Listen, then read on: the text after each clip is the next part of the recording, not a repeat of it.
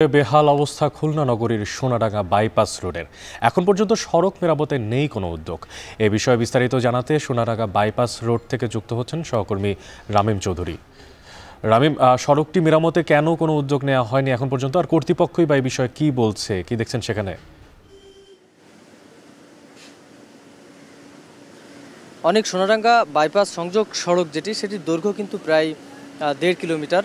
এর মধ্যে 780 মিটারের মতো যে রাস্তা রয়েছে সোনাডাঙ্গা বাস টার্মিনাল থেকে শুরু করে ময়ূর ব্রিজ পর্যন্ত, সেই জায়গাটাতে কিন্তু একেবারেই বেহাল অবস্থা এবং প্রত্যেকটি জায়গাতেই বলতে গেলে সড়কের খানাখন্দ।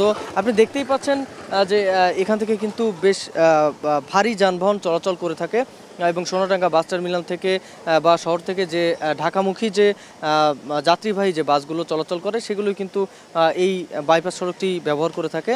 এছাড়াও পণ্যবাহী কিছু যানবাহন রয়েছে যেগুলো কিন্তু এই যে সড়কটি এটি ব্যবহার করে থাকে। তো গত কয়েক বছর ধরেই কিন্তু এই সড়কটির বেহাল অবস্থা রয়েছে।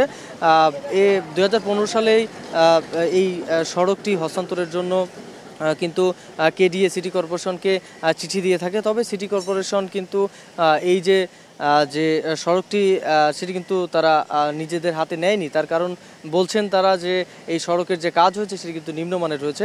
2013 সালে এই যে সড়কের কাজ সেটি সম্পন্ন করে কেডিএ এবং তারপরেই কিন্তু প্রায় বছরখানেক পরেই এই সড়কের যে অবস্থা কিন্তু খারাপ হয়ে পড়ে।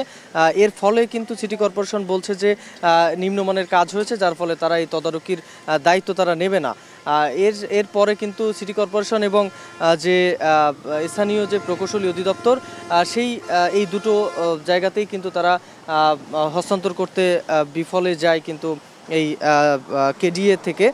পরে কেডিএ কর্তৃপক্ষরাও কিন্তু আস্তে আস্তে তারা তাদের যে কার্যক্রম সেটিও কিন্তু করা বন্ধ করে দেয়, যার ফলে কিন্তু 3 সংস্থা থেকেই কোনো রকম উদ্যোগ কিন্তু এখনো পর্যন্ত নেওয়া হয়নি। যার ফলে এই যে সড়কটি আগে একেবারে শুরু থেকেই যেরকম অবস্থা ছিল ঠিক একই রকম অবস্থাই বললেই চলে।